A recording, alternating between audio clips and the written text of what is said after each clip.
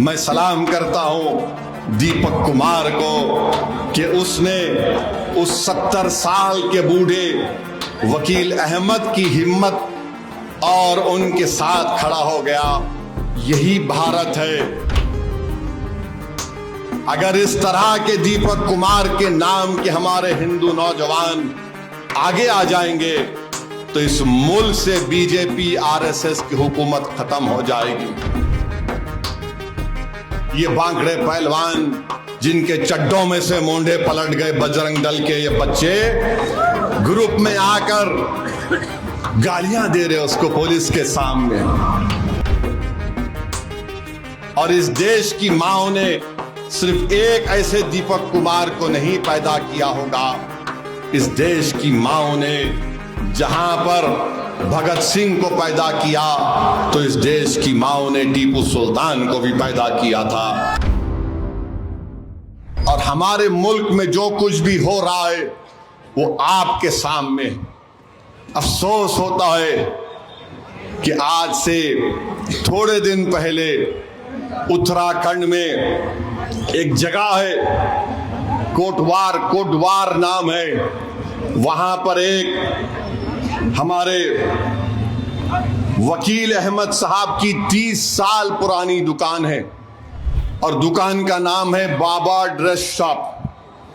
26 जनवरी के दिन हम यौम जमहूरिया मनाते। पूरे देश में रिपब्लिक डे या यौम जमहूरिया के तौर पर मनाया जाता है कि हमने उस दिन भारत के आईन को अपनाया था जिसको बाबा साहिब अम्बेडकर ने बनाया था। तो उस दिन उत्तराखंड के कोटवार में वकील अहमद की दुकान पर बजरंग दल के लोग चले गए और जाकर उनको गाली गलौज और डरा रहे थे, धमका रहे थे कि तुम कैसे बाबा ड्रेस शॉप का नाम लिखते हो, तुम बाबा निकालो। तो उतने में एक हमारा हिंदू भाई जिसका नाम दीपक कुमार है, जिम चलाता है, वो आवाजें सुनकर आया और उसने कहा कि तुम होते कौन हो कि तुम वकील अहमद से कहो जो दुकान 30 साल से कोटवार में है, नाम बदल दो। उसने बजरंग दल के उन तमाम लोगों के सामने, जालिमों के सामने खड़े होकर उनसे बातचीत की, उनको भगाया वहां से। तो बाद में देहरादून से और दूसरे मुकाम से पूरे बजरंग दल के लोग गाड़ियों में आते हैं और उस दीपक कुमार से जब पूछा गया तुम्हारा नाम क्या है तो उसने कहा मेरा नाम मोहम्मद दीपक है। लोगों ने बोला तू मोहम्मद दीपक क्यों बोला? तो उसने कहा भारत में सब बराबर हैं, जो संविधान भारत का बराबर है। ये बांकड़े पहलवान जिनके चड्डों में से मोंढे पलट गए बजरंग दल के ये बच्चे ग्रुप में आकर गालियां दे रहे उसको पुलिस के सामने। गालियां दे रहे कि तू तेरा नाम मोहम्मद दीपक बोलता है। पुलिस, हजरत पुलिस बैठ के तमाशा देख रही है। उत्तराखंड में बीजेपी की सरकार है और फिर वो लोग नेशनल हाईवे को रोक देती है घंटे के लिए। उत्तराखंड की पुलिस उनको ऐसा देख रही है कि जैसा उनके दीवान खाने में बैठकर करी पफ खा रहे हैं।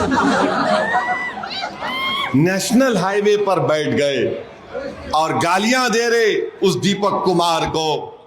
आप बताइए क्या ये रूल ऑफ लॉ है?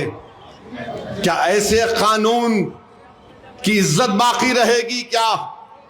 मेरे अजीज दोस्तों और बुजुर्गों, मैं सलाम करता हूं दीपक कुमार को कि उसने उस 70 साल के बूढ़े वकील अहमद की हिम्मत और उनके साथ खड़ा हो गया।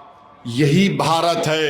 अगर इस तरह के दीपक कुमार के नाम के हमारे हिंदू नौजवान आगे आ जाएंगे तो इस मुल्क से बीजेपी आरएसएस की हुकूमत खत्म हो जाएगी। हम उम्मीद करते हैं कि इंशाअल्लाह ताला, मुझे पूरा यकीन है कि आज भी इस देश में और इस देश की माओ ने सिर्फ एक ऐसे दीपक कुमार को नहीं पैदा किया होगा।